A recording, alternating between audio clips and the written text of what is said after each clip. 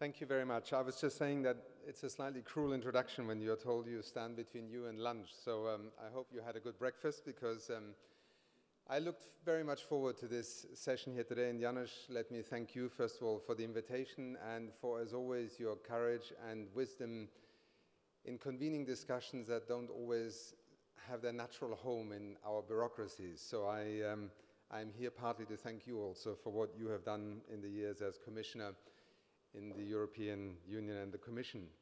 Let me also say that following Jeff Sachs, Jan Arthus Bertrand, our UNEP Goodwill Ambassador and great communicator, Marco also, and congratulations also, Marco, this is our first encounter in your new capacity as leading one of the world's most important environmental voices. And also Sandra just now with a very sobering perspective on fracking and, if you want, the illusion of buying time. I thought a lot about what I could contribute to the discussion here this morning, that on the one hand picks up on James Murray's article and analysis of the need for a new environmentalism. And I was very amused by his notion that maybe the word neo is not one that fits very comfortably with the environmental community.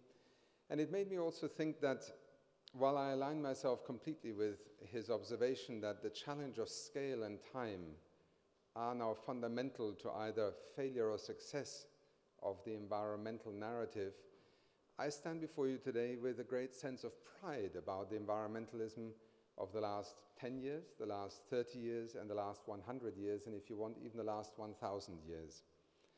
I think one of the great errors we could make is to somehow deny the genesis, the legacy, and also the contemporary means by which people could articulate something that was always going to be somehow uncomfortable, counterintuitive, challenging, disruptive to those who at that time, at that moment in history, were benefiting from a particular form of land use or a particular form of industrial production or a particular economy also.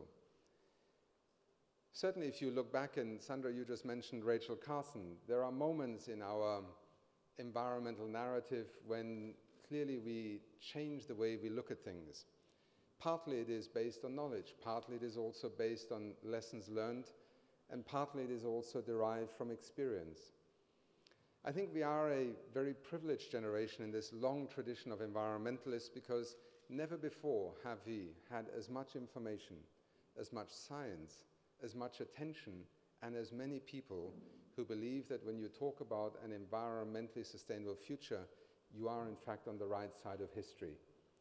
Just as with slavery and with human rights, the contradictions and the holding on to a past system may continue for a while, but I have absolutely no doubt, as I stand here before you today, that what we are advocating and what we stand for and what we are trying to help people to understand is on the right side of history. And therefore, it is only a matter of time before we actually reach that point, that critical turning point, at which the many graphs which we have now become so accustomed to, which are all pointing in the wrong direction. And let us be clear, and I'm the last one to be in denial, because being the head of a United Nations Environment Program, my daily bread and my daily task is to try and explain to the world how many graphs are still pointing in the wrong direction. But I think if we want to discuss a new environmentalism, then let me first of all say that I think it is not in denying or seeking to distance ourselves from the past and the past strategies and also the past means of advocacy that we are likely to find the most intelligent answers.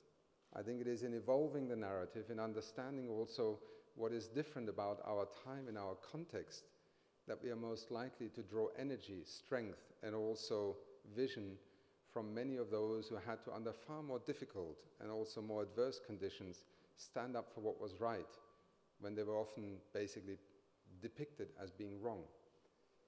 Whether it is the Rachel Carson in her time, whether it is a Meda Patka who led an anti-dams movement in the Narmada Basin with her people and literally threatened to drown herself in that river, whether it is Chico Mendes leading the rubber tappers in the Amazon forests of Brazil, whether it is the environmentalists who every day across this planet are standing in the way of ignorant, greedy, stupid, unintelligent decisions. Let us not fall in the trap of how, and I am an economist reader, how the economist often tries to portray the environmentalist of today. A leather sandal, muesli-eating, naive idealist who somehow needs economists to be enlightened about the true laws of gravity of society and our economy. I, for one, align myself completely with the full spectrum of the environmental community, and I think we should draw strength and we should draw inspiration out of that diversity.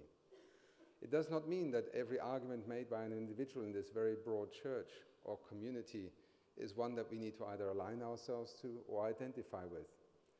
But I think the bedrock of environmentalism is, first of all, the willingness to stand up and stand for something, even if the majority does not respect it.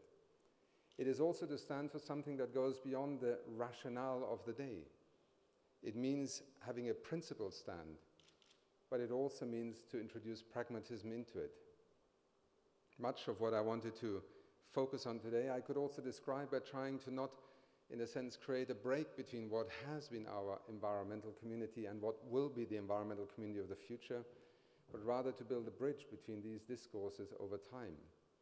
In some ways, it is a little bit like taking a camera and, through the lens of that camera, changing perspective, changing horizons, or more practically speaking, changing the aperture of that camera, so that we don't have to create artificial boundaries or contradictions where really there is much more evolutionary logic inherent in that. I also draw much inspiration from a concept that Paul Crutzen introduced a few years ago when he began to talk about living in the age of the Anthropocene. Now, to some, it's still difficult to spell that word, and it's not exactly what a PR company would recommend to a movement when you're trying to engage society. But I actually believe that this notion of living in the age of the Anthropocene is fundamentally redefining not only environmentalism, but really the consciousness of people about their place on this planet.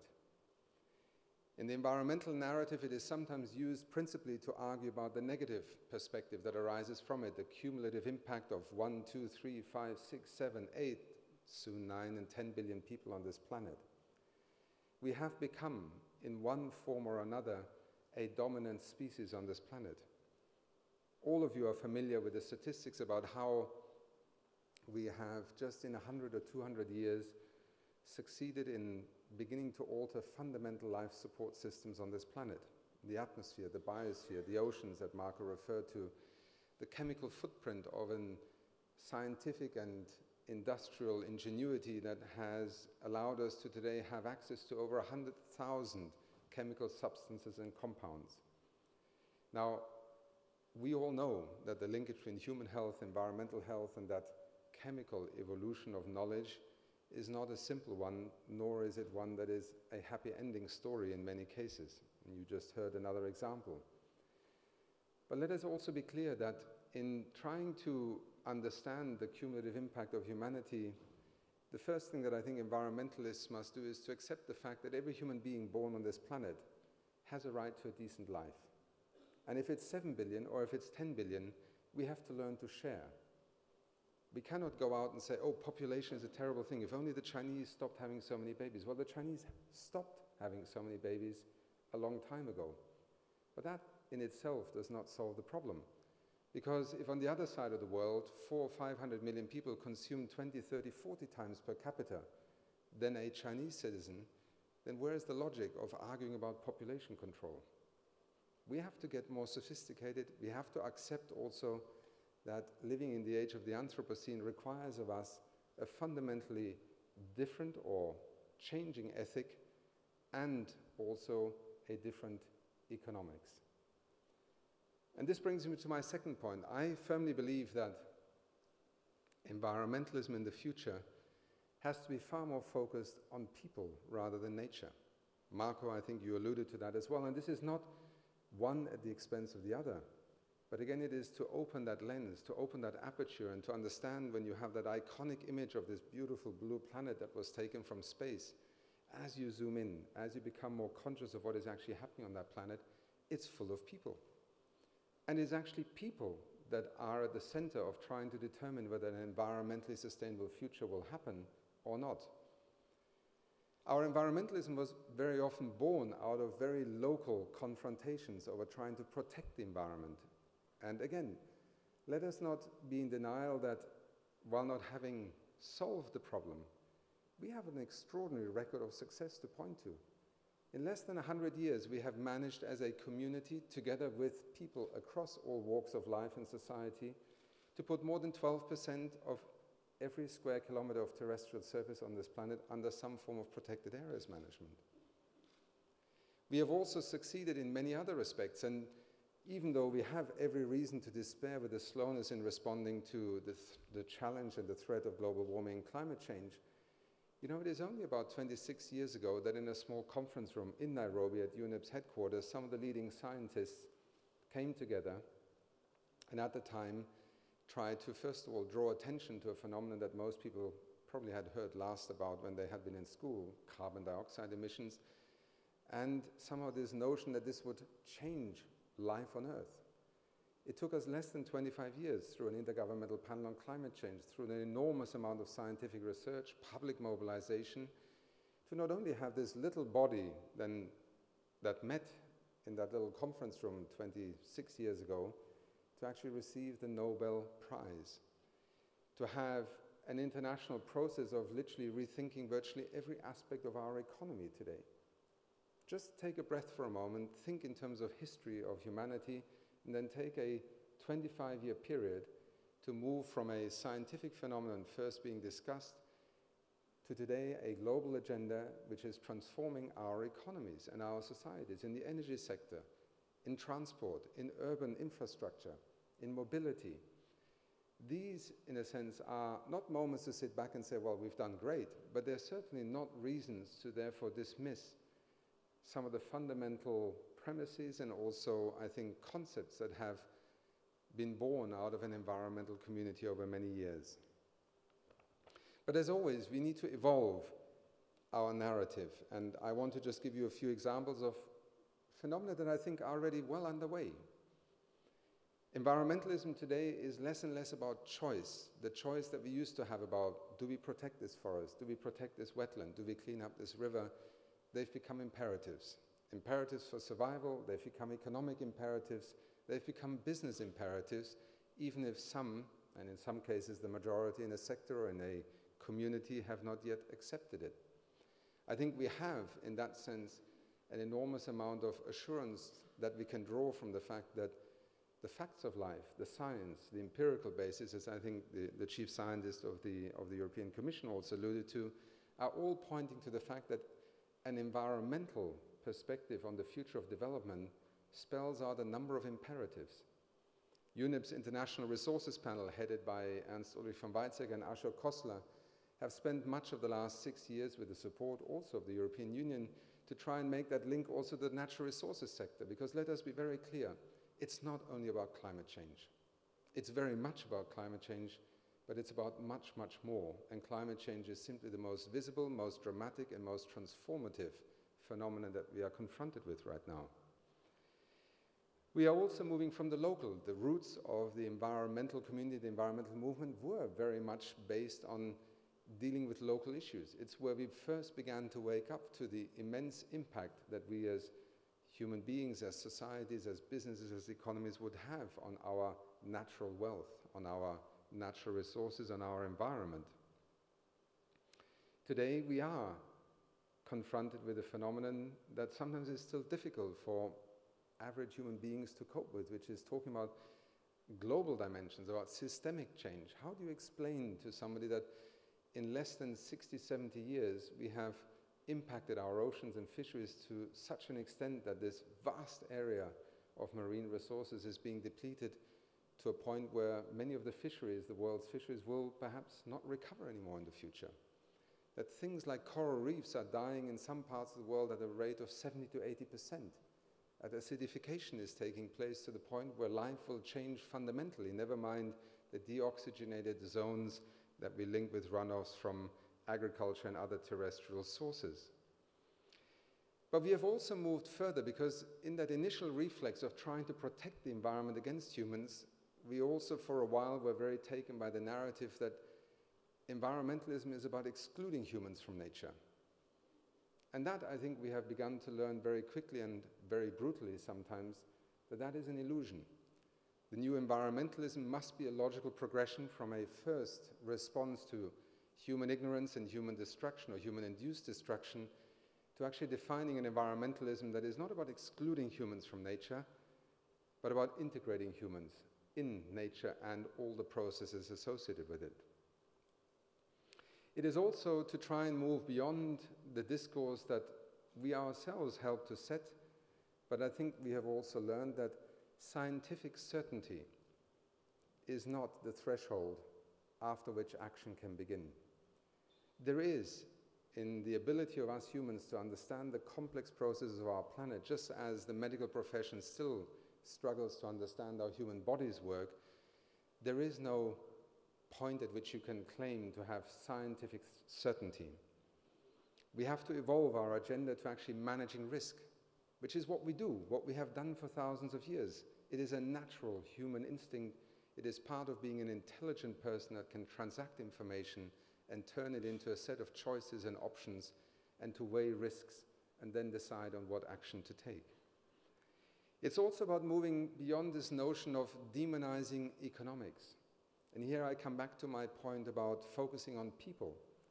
Economics is nothing but a fairly struggling social science that seeks to explain how human beings interact with one another in an economic setting. Now, you can demonize economics as a discipline, or you can start analyzing the political economy and the economic ideology of societies, but also make the best use of economics in terms of trying to provide what often is an attempt to explain why societies operate the way they do, why we consume more and more, or why we actually change our consumption patterns, why we respond to taxes and fiscal policy instruments in one way or subsidies in another. I have spent a significant amount of my time and with my colleagues in UNEP to try and contribute to this effort of making the environmentalism of the 21st century economically more literate. Because one of my experiences as an environmentalist, but also as somebody who began his career in the field of economics and sustainable development, was to always watch debates such as this or television programs where everything that the environmental expert said was utterly compelling. And then in one sentence, that entire argument was thrown out of the window because somebody said, yes, but it will affect our economy. Sandra just referred to some of the delusional discourse that we have allowed to be conducted by others on our behalf as societies on the economics of environmental action. And I hope that many of you have seen in the work around the issues of the green economy, of the economics of ecosystems and biodiversity, not a contradiction to valuing nature, but to extend the appreciation and the valuation of nature beyond the subjective, the individual, the luxury of somebody who actually has the privilege of living next to a clean river, to beginning to conduct a discourse about environmental assets and resources, not only in that particular sense of an ethical or personal valuation, but in the way that we in societies have to make decisions. And economics is a way of not objectifying, but of quantifying choices that allow people with very different entry points to arrive, hopefully, at a more shared conclusion. A lot of that has also to do with correcting economics in the sense of having attached a zero value to nature, which explains why so often things that are supposedly cheaper than a sustainable path actually end up being far more expensive. But we have allowed the, if you want, the paradigm of traditional economics to attribute to that which nature provides to us every day an economic value that explains why we treat it as essentially something we can afford to live without.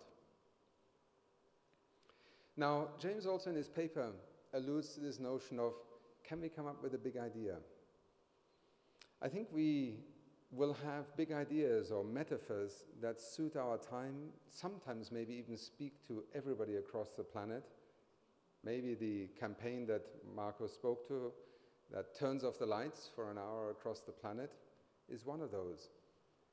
We have seen a number of them emerge in different parts of the world, whether it is the concept of sustainable development. Remember 1992, the great breakthrough of finally getting the economic and social dimensions complemented by an environmental dimension?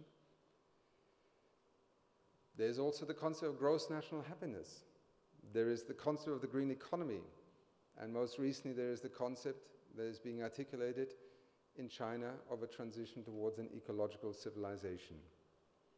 Each one of these metaphors or big concepts holds immense power, built from an experience that is specific to that community or to that nation, but that sometimes can resonate with people across the globe.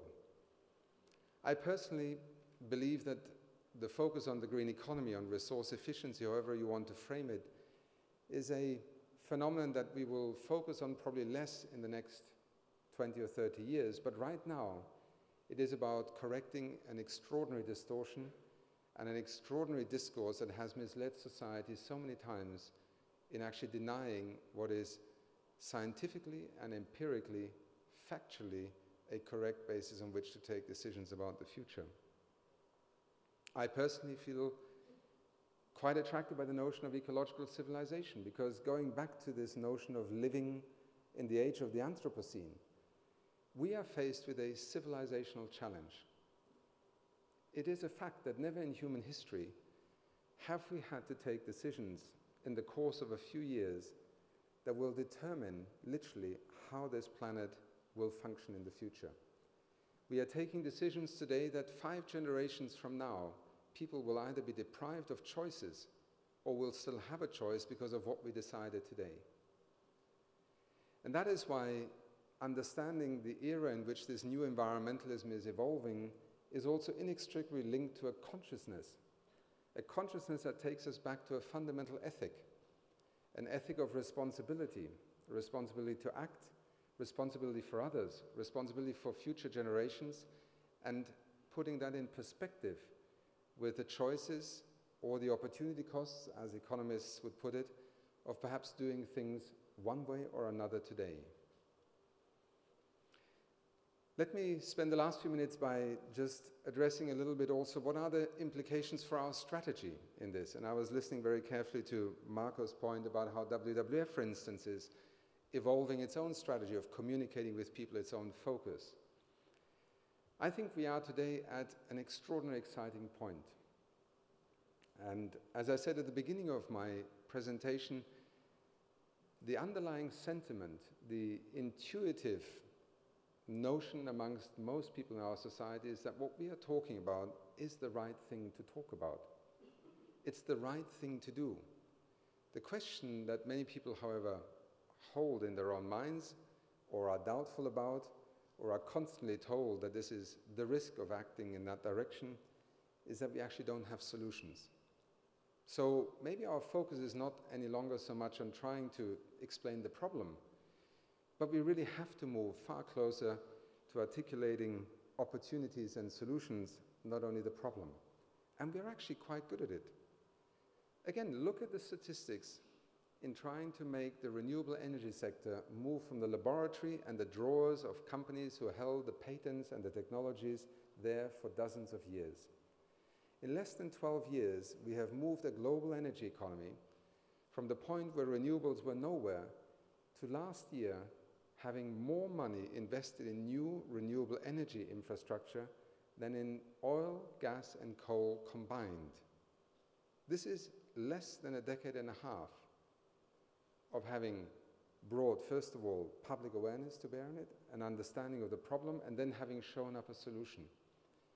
And I myself have done this in Nairobi, where many people said, you know, you can't build an office block for 1,200 people and power it with photovoltaics. This is Africa, it's complex technology, complete and utter rubbish.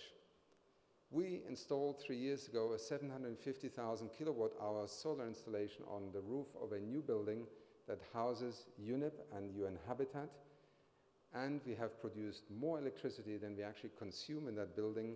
We have done so in a way that will allow us to have paid off that installation in less than 8 or 9 years, at which point we will be earning $180,000 for the organization in terms of the electricity we generate. In Kenya, you have already a scheme now that is taking the story of the cell phone also into the renewable energy sector. A company called Safaricom, which pioneered also the M-Pesa scheme, paying over your cell phone system in Kenya, is now developing another program called Nkopa, where basically investors install the solar infrastructure in villages which are not connected to the grid. And remember, in Kenya, more than 2/3 of the population don't have access to electricity services. And have a pay-as-you-go scheme. So you buy your electricity at the local shop through a card, and you pay for the electricity you can afford that evening. Maybe 5 cents at a time, but it's an hour of electricity for the first time for a family. These are the new economies that we are building around the notion of transformation and transition, and therefore let me emphasize the point that in the environmentalism of the 21st century, by focusing on people and what they need, which is jobs, food, education, services, health, we begin to close the gap between those who want to portray environmentalism as a return to the past and the economic growth fixation as somehow the golden key to the future. Part of our role, and sometimes already inadvertently, is to build markets and political capital. Because by raising awareness, by making people also conscious of the fact that they have a choice, we have started to change markets across the world. This morning I landed at Amsterdam airport and I saw Cargill, not necessarily known, maybe some of you may not even know it because it's the world or one of the world's largest seed companies in the world, advertising itself as sustainable cocoa at Amsterdam airport. Again, tribute to those who made the sustainable cocoa issue one that began to influence markets, just as we have with soya and we have with timber and with others. One of the largest timber companies in the world announced at the World Economic Forum just a few months ago that it will cease purchasing timber from non-sustainably managed lands in the future. This company, Wilmar, controls around 40% of the world's timber supplies. Palm oil. I'm talking about palm oil, not timber. Now, some people have criticized the company because already they are struggling with some of the countries in which they operate as a commercial enterprise. But the fact of the matter is that this company, at the level of the CEO, got so fed up with being at the receiving end of a global campaign, not to say onslaught, that he said, I don't want to be part of this story anymore, and I can do something differently. Now, will Wilmar struggle with this, just as other companies have in making that transition? Yes, they will. But I just want to demonstrate to you the power of a public that has essentially begun to change market and consumer awareness, and thereby is beginning to change the economy.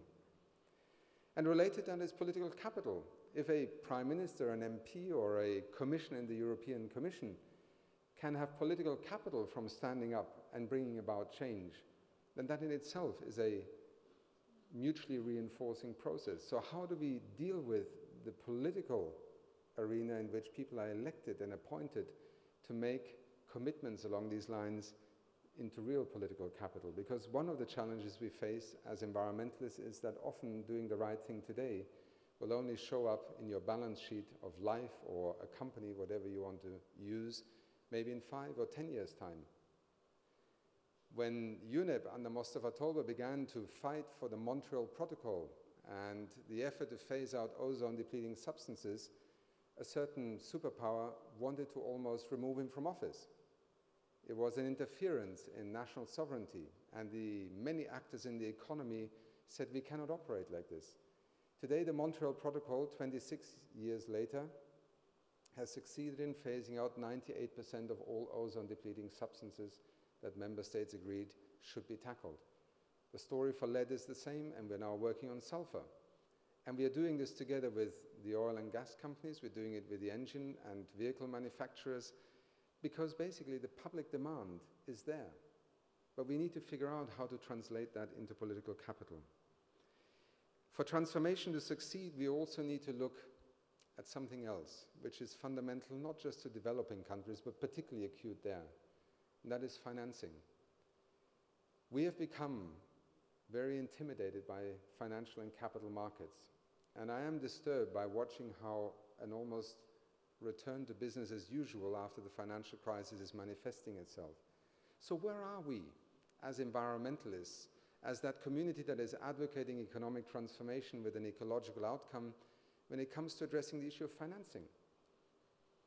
Partly out of this realization, I commissioned through UNEP earlier this year a new report that will come out next year on, it is referred to in a fairly neutral sense, an inquiry into sustainable financing, looking at how to change the rules of the game of capital and financial markets in order to address this phenomenon that no government is able to finance the transitions in the energy, transport, urban infrastructure sector through public financing alone. But all this money that is out there is to some extent mercenary. It will follow where it is convinced it can make a sufficient return. So are we really that captive and hostage to the capital and financial markets, or are we actually, through regulatory measures, incentives, and a deliberate set of policies, able to guide where our money, remember, the pension funds are essentially our savings, where that money is invested in the future?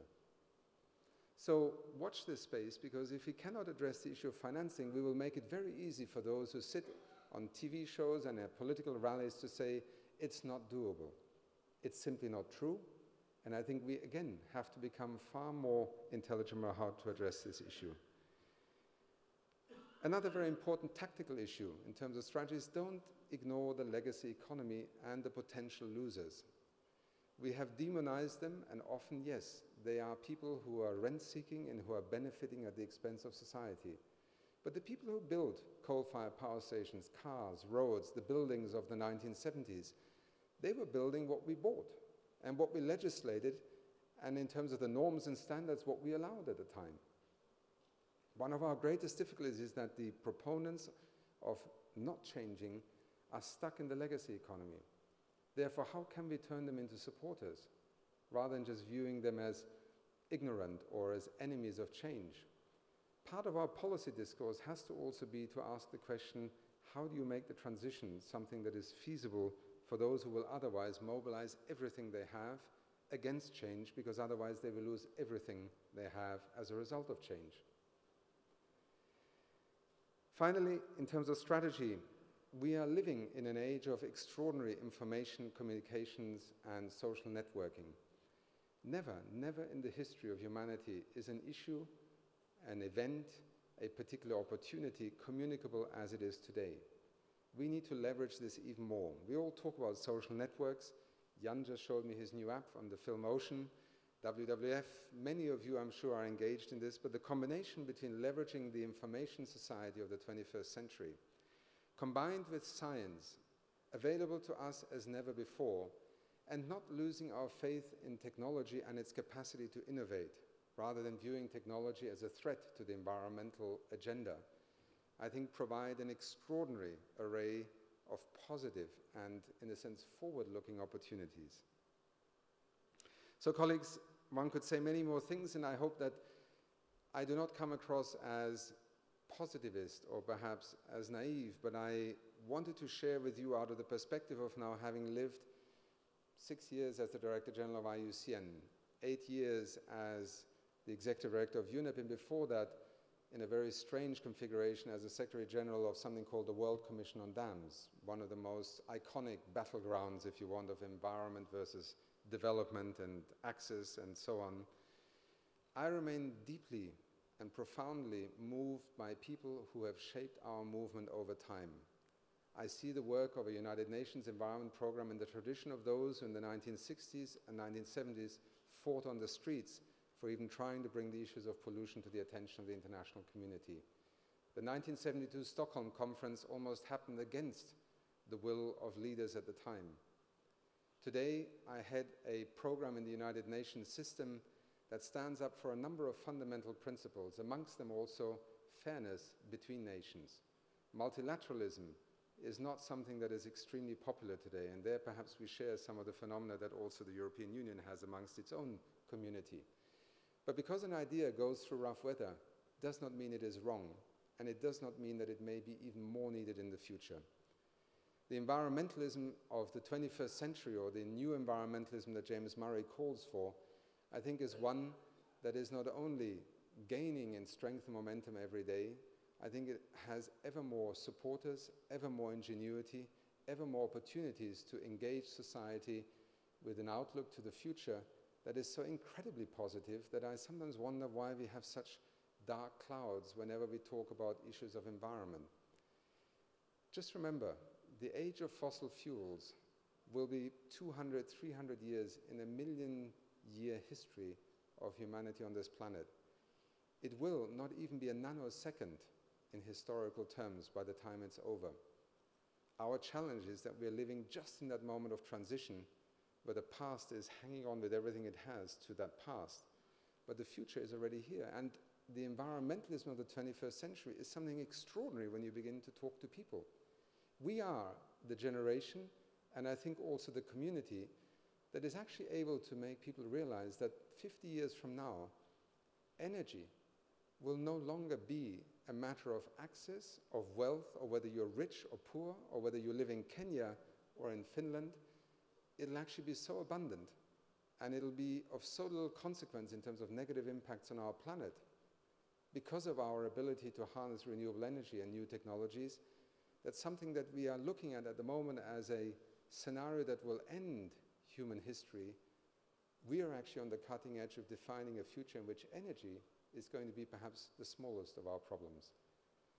This is what I mean by opening the aperture, by redefining a little bit our horizon, by gaining perspective and realizing that we are actually working in a tradition that has not been only extraordinary in terms of courage and leadership, but is actually one of the most innovative forces in our society, and that each one of you should be extremely proud of being part of, if you are, or extremely attracted to, if you are not yet. And The Economist, one day in the year 2040, will have an op-ed that will redefine its description of the environmentalist of the 21st century. Thank you.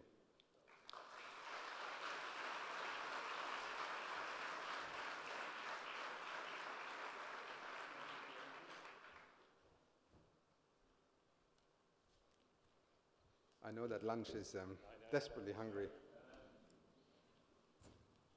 This is our contribution to food waste management. Ever the journalist, I was just